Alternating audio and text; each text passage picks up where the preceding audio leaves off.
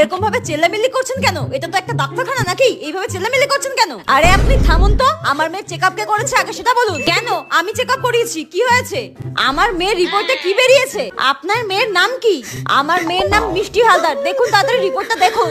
মিষ্টি হালদার, ঠিক আছে দাঁড়ান। হ্যাঁ তাড়াতাড়ি দেখে বলুন কি বেরিয়েছে আমার মেয়ের রিপোর্টে। তাড়াতাড়ি দেখুন। দাঁড়ান, দেখতে দিন। এরকম হড়বড় করছেন কেন?